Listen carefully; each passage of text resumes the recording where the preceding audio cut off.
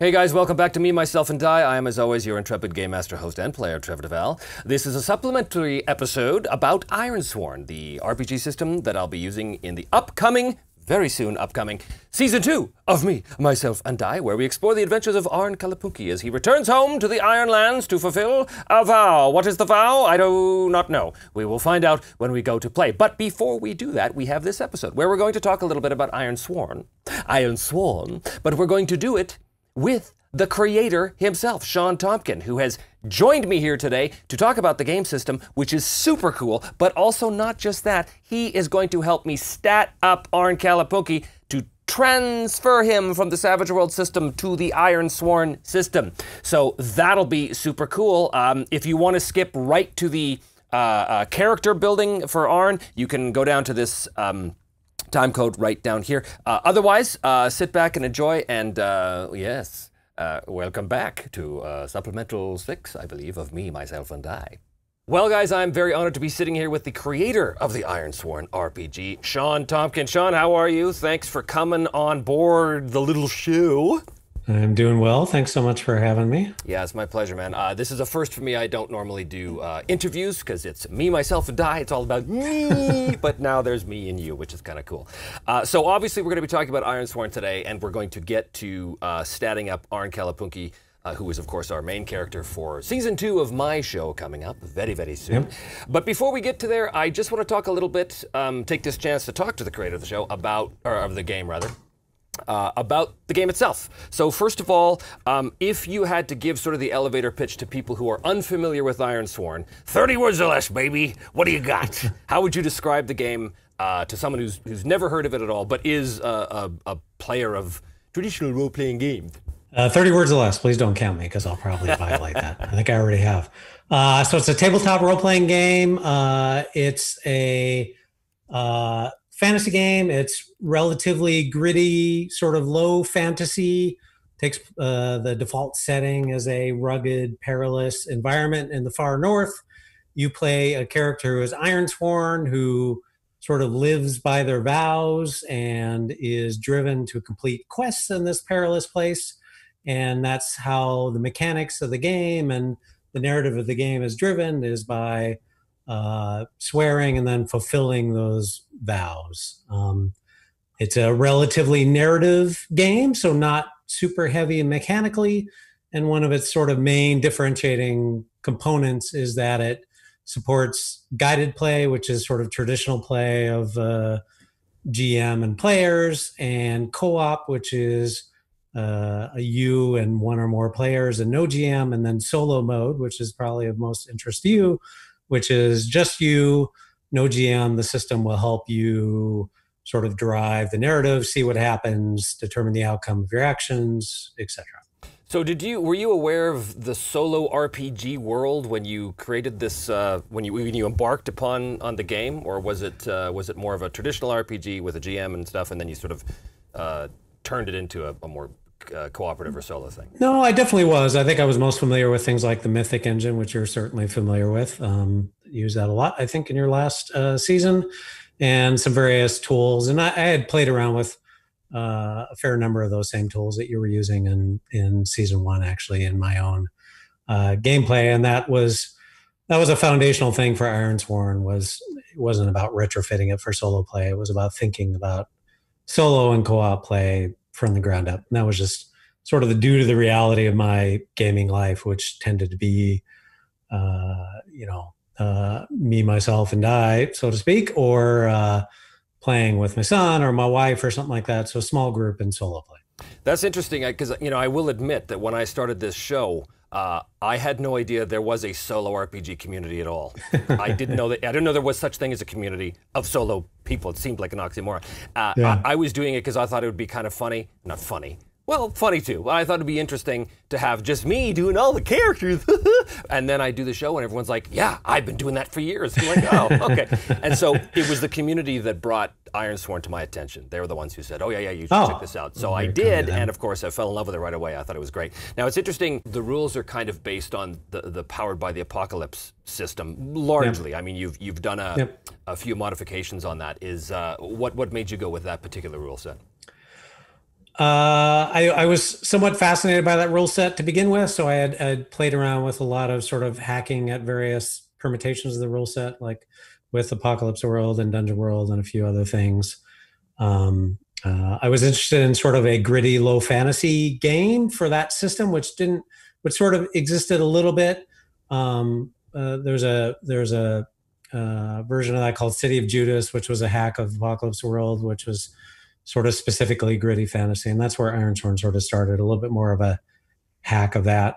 And just as I was exploring those things, something I found was how much the moves themselves sort of drove narrative and took on the role of a GM to some extent, right? They identify the triggers for your actions.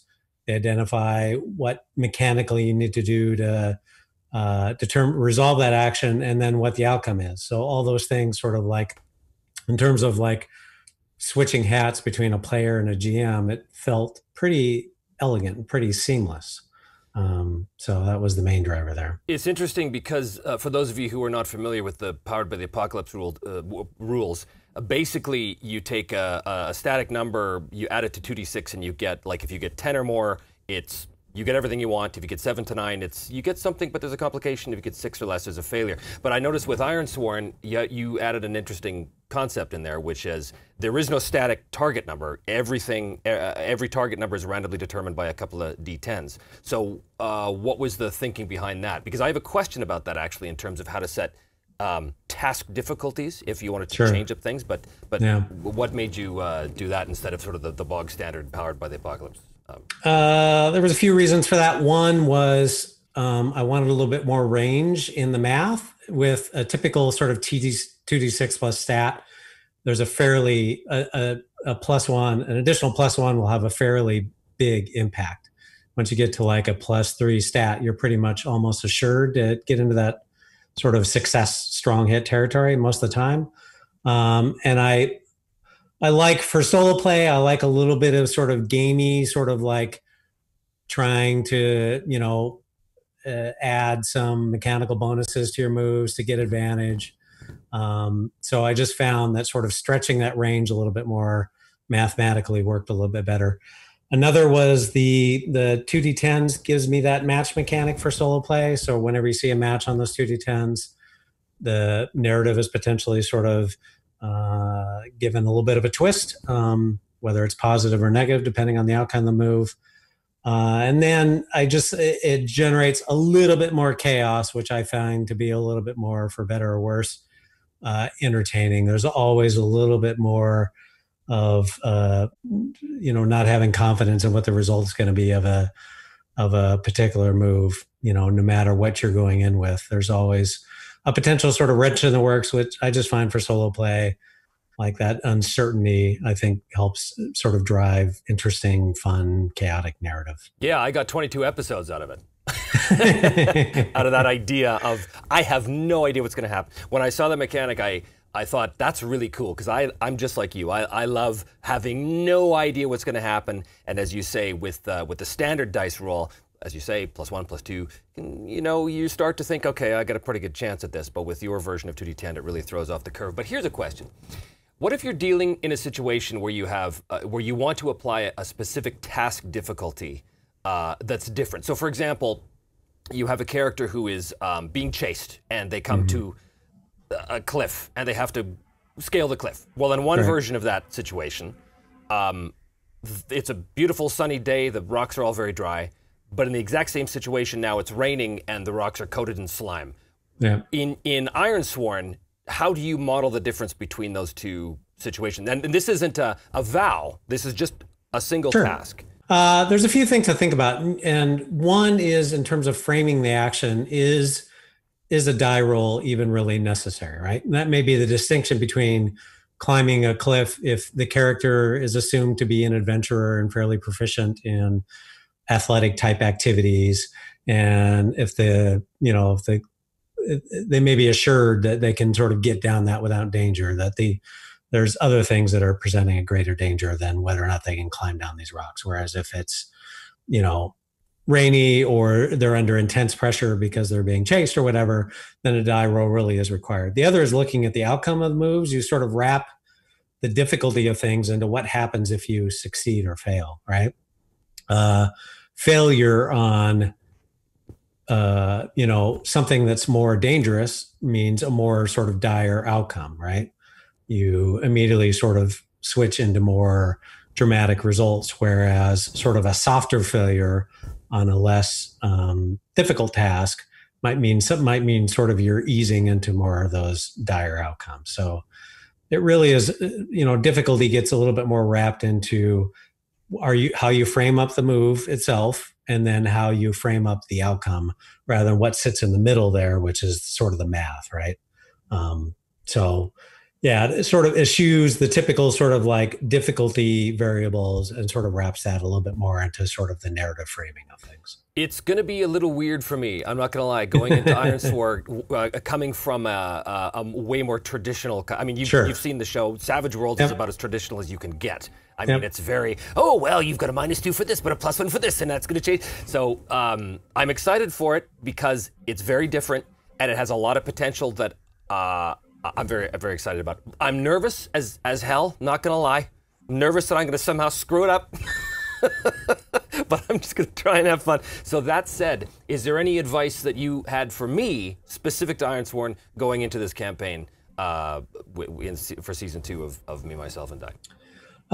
Definitely, roll with those punches in terms of your narrative. But watching your season 1, I think you're great at letting things go off the rails and running with it. Like from the first episode onwards, I don't think things ever really went necessarily where you thought they were going to go. Ironsworn will tend to do that to you, right? It'll tend to throw wrenches in the works of your narrative, of your quest. It'll tend to introduce new quests when you were sort of focusing on this particular thing. So just being happy to sort of like take those results and interpret them and then roll with it is pretty important. The other is as a solo player, there's an interesting thing with solo players that they tend to be pretty hard on themselves, which is sort of the opposite of what you would think. Like I've seen this a lot in playtesting and play reports and just in watching streams and stuff of people playing Ironsworn, is they'll almost tend to be harder on their character than a GM would. So in solo play and the way the math works, you really do want to sort of go from sort of softer failure into harder failure. So you don't immediately go to like dramatic hard failure the first time you roll a miss on a move, right? That's sort of like, that's the car sort of drifting out of the lane a little bit. And then from there, if things compound, that's when you sort of compound the more dramatic results, hitting the more mechanical results of harm and spirit loss and things like that, versus just setting up more danger. The advice that made sense to me when it comes to this type of rule set was, I'm not sure if it was in the book or whether it was in a supplement, but it was for Dungeon World, where they basically said that, and this might have been from the actual Apocalypse World game too, I forget, but it was this idea that if the players roll a 7 to 9, then that's an opportunity for the GM to make a soft move, but a 6 or low is a hard move. So just as you say, you want to kind of set things up. For me, it's always about, and I think I did this in my show too with the emulator, is I always want to keep things random, but I want to create a sense of momentum, and I always want to give my character a chance to react to whatever it is that just happened. I was pretty hard on old Simon of Argistan on the show, but also he had a system behind him that he could roll on things to see if he could get out of it, and that it's the exact same here with Ironsworn. It's just a slightly different take. Now here's another thing: is my show is obviously very visual, and I will be using miniatures and terrain, not for any sort of tactical representation, but just because I made all this terrain and I want to use it. Sure. Yeah. So it's interesting because there is no grid tactical element in Ironsworn. The combat, the conflicts are all completely narrative.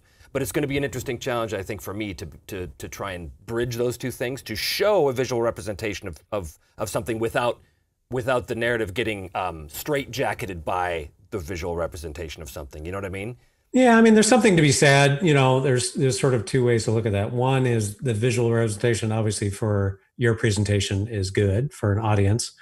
Two is it does, especially if there's a somewhat complicated scene, like it's helpful sometimes to have sort of visual reference points to sort of understand what's possible at any one moment, like who's dealing with who, especially if you mix, other characters other than yourself into the scene, right? If you happen to be traveling with someone else or something like that, just to sort of understand the framing of the fight. So it's less about sort of counting grid spaces and more just about sort of framing up the actions and who can do what. And you want to worry less about, gee, is so-and-so far enough to get over to here in one action, because time was somewhat fluid. You can sort of zoom in and zoom out in terms of like the time frame that a particular action is taking, right? It might be seconds, it might be a minute, and that's all fine. A particular clash might be several blows, a back and forth, right? Or it may be some particular dramatic moment in time that's a heartbeat. So you have control over that. You're sort of the director of that. And you could do the same with your pieces on the table in terms of how you're moving them around. Which brings me to another idea. In the first season, we had Simon be joined by a couple of other characters that were fully statted out player characters, all of course controlled by me. That's fairly easy to do in Savage Worlds. But what if that happens again here in Ironsworn? What if Arn comes across someone that joins his party that isn't the companion asset, but is for narrative reasons, a full-fledged character? How does that work? Ironsworn definitely does lean on sort of the lonely protagonist trope, right? And that's how it's sort of like all framed up for solo play anyway. There's not a lot of mechanical support for what happens if you are traveling with a mercenary or a guide or something like that. But what you can do is sort of think about how you're framing up particular challenges in terms of having the support of that person. For example, if you get into a fight, if you're aided by a fellow in that fight who isn't statted up, they aren't a full character, you can say, well, I'm going to knock the challenge of this fight down a rank because I've got, so-and-so with me. Or if you're traveling with an experienced guide who knows that area, well, I'm going to knock the challenge of this journey down, or even ignore the journey moves altogether because this person is really taking the lead here. Right. And I can just sort of hand wave the journey and see what happens when I arrive. So you sort of bring them into how you frame up the difficulty of a challenge, whether or not you need to make a move at all. And then you just bring them into your narrative of what's sort of happening in the scene and sort of a directorial stance, right? Are they dealing with these foes over here? How's it going? You can ask the Oracle, like you can resolve that sort of stuff happening over there by asking the Oracle, how do they do? So you can sort of give them a mechanic of saying, it's 50-50 chance they're doing okay, or 50-50 chance they're in trouble, or whatever, based on how you envision that character. It's sort of like what the old school role players would call hand wavium. You just hand wave. Pretty much, yeah. And you can let them be complications in your narrative too. They can get into trouble based on a miss on your move. It's not necessarily a miss is not necessarily something that impacts, like let's say you're in a fight, you do something, you get a miss. If you're there with a fellow character, you can lean on what is happening with them as a result of that miss. And now you got to go deal with that trouble. It's new trouble. It's not necessarily a new mechanical, impact on you. Right. And speaking of trouble and mechanical impacts, why don't we get to statting up Arn Kalapunki for Ironsworn? So, yay. This is a big honor to have your help in doing this here. So, here is the character sheet that you can all see. This is the standard Ironsworn character sheet that is, of course, available on the Ironsworn website, and there will, of course, be a link below if you guys want to check that out. And I heartily do encourage you all to check this game out, not the least of which because it's free, which boggles my mind, Sean. That's amazing that you released this thing for free, but I would easily have paid many, many, many scores of dollars for this thing. Anyway, so here's the character sheet. So again, for those of you who are sort of unfamiliar with Ironsworn, there's 5 basic stats: Edge, Heart, Iron, Shadow, and Wits here. And then you've got your momentum track, and then you've got your health, spirit, and supply. Again, for those of you who are going to watch the new season, all of this will become very, very familiar to you very quickly as we go into it. But for now, what I want to focus on is turning Arn Kalapunki from the Savage Worlds character into the Ironsworn character. So, first of all, Sean, you've seen the show. You're somewhat familiar with who the character was. Do you have any immediate thoughts on what that might look like? I think that a good place to start is with assets, and that's a little bit backwards from the walkthrough of character creation in the book. But the reason to look at assets first is that can actually drive some of your choices around your stat selection, depending on sort of what the asset is geared toward.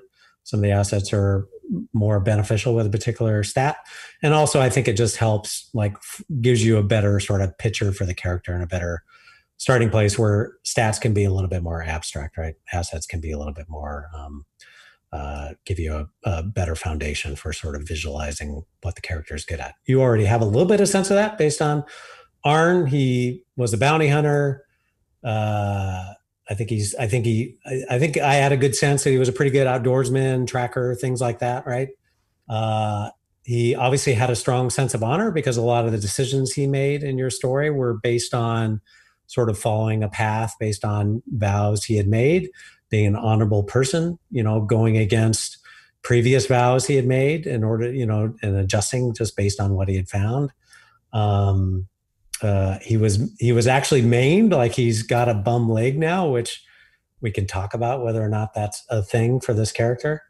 I think it's a thing. He had a phobia of long-haired women, but there's not obvious. That's going to be a little more narrative, I think, potentially. I think he was a bowman, if I remember correctly. He was. Was that a sort of primary combat? Yeah, he was a good shot. That we established that from the first time we met him. That he was. Yeah, so that's all pretty good grist for the mill, I think, in terms of thinking about him. We can sort of go through the asset categories, maybe broadly here. A lot of solo players love having a companion, but whether or not you have a companion sort of at the start of your story is probably going to depend on sort of what has happened between the end of season 1 and the beginning of season 2. I guess. I don't want to give anything away, but I do have an opening in mind, and he will be alone, so he will not have a companion. Yeah. Okay, great. So that probably leaves that out entirely. And then the paths are kind of, somewhat of an open book for us. Like I said, honor bound might be something to consider for him, just based on sort of his archetype. Fortune hunter might represent sort of the bounty hunter lifestyle, but it almost felt a little bit to me like Arnold was somewhat leaving that behind. So it may or may not be appropriate in this new sort of setting and trying to fulfill this vow for him in the Ironlands. Yeah, right. So, honor bound. When you turn the tide, envision how your vows give you strength in this moment. Then, when you make your move, add +2 instead of +1, and take +1 momentum on a hit. And turn the tide is when you are you're in the middle of a conflict, and you sort of grit your teeth and give it your all to turn things around for you, right? Yep. Cool. I like that. Well, let's call that. I'm going to put that down. Honor bound. Great. Asset 1 complete. If you do want to pick up a combat talent, I think Archer is probably the obvious one for him, unless there's something else in sort of his backstory or sort of combat styles or preferences that I like it. relevant. I mean, it gives him, it says here, when you secure an advantage by taking a moment to aim, choose your approach and add +1. Yeah, so that's, I like that. Let's add that too. So he'll also have the Archer thing. Great. In terms of his background and stuff, to tell you the truth, I don't know a lot about it. In fact, his overall major vow, I'm not even sure what that's going to be until he sort of gets to his home once again. Great. So the way I'm setting up the game is basically he has an initial thing. His initial vow is go from his opening scene to his village, get home. That's his first thing. And then once we're there, then we're going to discover what his overarching vow is. So I'm not sure what his background is yet. That's great. So there's a path called Battle Scarred, which is potentially interesting for you. Normally, that's something you would pick up through the course of your story. There's a thing in Ironsworn called debilities, which are things you mark as an outcome, a negative outcome, typically. Things like shaken and maimed. In this case, maimed might be relevant for you. Maimed is a permanent thing that you would mark through the course of play. Like it's typically you're making a pretty hard choice between having to face death and mark maimed. but it wouldn't break anything if you picked up Battle Scarred right off the bat to better sort of represent the state of your character. Battle Scarred, yeah, that looks good because it reduces his edge or iron by 1 and adds +2 to wits or heart, or +1 to each. Now that actually reminds me of something else. In Lodestar, the one right here, which you were very kind enough to send to me, it says if you wanted to create a slightly more experienced character, that there was options for changing up his stat line, basically. Yeah, there's 3 different stat arrays basically in Lodestar, which is sort of the Ironsworn reference guide. There's Grim, Perilous, which is the default, and Challenging, which is a slightly elevated stat array, which is a good option for solo players, especially because you don't have the backstop of other players in terms of like a better spread of abilities, as well as, to use the term soak, like when you have more players, you have more ability to sort of soak negative outcomes between everybody, right? So you're just tending to get hit a little bit harder. So what do you think? Does it overpower him if he takes? It's a pretty subtle improvement, to be honest. Just the way math works, it gives you a little bit of an edge. But I think based on having a fairly experienced character, as well as you being a solo player, as well as doing this for broadcast and wanting to edge into success a little bit more, I think it's a good option to consider. It's funny, I'm torn on that because I do believe that he is an experienced character now after all that he's gone through with Simon and Edward. Yeah. But at the same time, I don't want to make it too easy for him, and I don't want to ever be accused of, oh, well, you made him so tough, of course nothing bad ever happened to him, because that, I don't want that to happen here. But I don't want him to die in the first episode either. The Battle Scarred asset, because the Battle Scarred asset you're going to pick from among, if you do take the one, you're going to pick from among those 3 abilities to start. You notice not one of them is marked by default. Right. So there are some that play with your stat values as well. So let's have a look at that. If we looked at the alternate stat arrays, so we've got a spread of 4, 3, 3, 2, 2. Yeah. So if we start with that, so we'll assume this is right before he gets his leg maimed.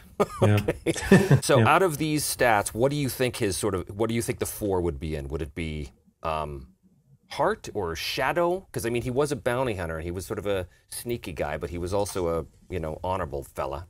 Yeah, I would think heart, shadow, or edge. Any of those I think are viable for him, just based on where he was at. Edge is a little bit more of like the precision, speed, movement, firing of the bow sort of stat, right? It's going to be a little bit more useful for him than iron in a fight. Iron represents sort of toughness and resilience. Honestly, this guy's, I think, can go any sort of direction just based on sort of his background. But heart to me feels like, I don't know, he felt like he always led with heart in terms of the choices he made. So it seems like a pretty strong choice for him. Well, let's make heart the 4 then. Okay. And then I think edge sounds like a 3. I think shadow sounds like a 3. And then that would leave iron and wits to be 2 and 2. Which that sounds about right? The second ability there under Battle Scarred actually takes away maimed as a debility, as something you need to track, but it reduces your overall health. So your max health gets reduced from 5 to 4. Right. I think I like the second one. Yeah. Let's take the second one of Battle Scarred. Yeah, I think that's good too, because it doesn't, especially if you do take that challenging stat array, it gets slightly wonky with the first one in terms of, because you're already got a max of +4 for what you're adjusting. So his max health will now be 4 instead of 5. Yeah. But we ignore the max momentum penalty for being maimed. So he is still technically maimed, but he does not have the momentum penalty for that. Yep. So other than that, he's pretty much done as a character. We've got his stat line. We've got his assets. We know the effect of those assets, the Battle Scarred, on his health track, his supply track, that's all normal. Everybody starts at max. His momentum. What's the normal momentum for a character? It starts at +2 is where you'll start. So he starts at +2. That's his reset currently as well, right? Yep. Because he ignores the max momentum penalty for being maimed. Okay, great. So his reset is 2. His max is 10 at this point, right? because there's no... Yep. Yeah, you can pretty much ignore. So you'll have battle scarred or maimed marked rather, but you can ignore that as a debility when it comes to sort of figuring out your momentum values. Okay, that's good. And then obviously vows and bonds, that's all stuff that will happen, based on the specifics of the setting. Yep. Which is interesting. I wanted to point something out because I have a particular idea about my version of the Ironlands, which is slightly different than yours, but it's fine. We're allowed. What I had in mind was my Ironlands are going to be kind of like a northern Viking-ish fantasy Australia, in that this is a place where all of the other places in the world, nations and states and all that stuff, basically sent their criminal element centuries ago. So pretty much like Australia, except that then there was this sort of weird magical barrier that came up that literally removed it from the rest of the world. And there's little holes in that barrier that some know. That's how Arn came south in the first place. But basically nobody leaves unless you know how to get around that. So my Ironlands is kind of like a crazy hodgepodge of all these different cultures and accents, naturally. But I think that's sort of an interesting take. So when I go through the world building steps, which I will, using the stuff you have in your book, my opener is going to be a little different because it takes a slightly different track. But that's how we roll. I mean, that's totally encouraged. That's one of the reasons the setting is somewhat sort of sketchily defined, and even the world building exercise lets you, twist that pretty significantly to your own preferences. So yeah, that's definitely encouraged. Okay, well let's we're basically finished the character here, which is I think all I need to know to get started. So thanks a million for this, man. This is the big help, and I can't wait to start this thing, and I hope you enjoy it when you see how I horribly mangle your game system. I'm really excited to watch. I'm super excited and appreciative of you taking a crack at the system this season. So thank you. Yeah, well, my pleasure. And thanks again. And that brings us to the end of our episode here, guys. Thanks so much for checking it out. And we will see you next time on Me, Myself, and Die.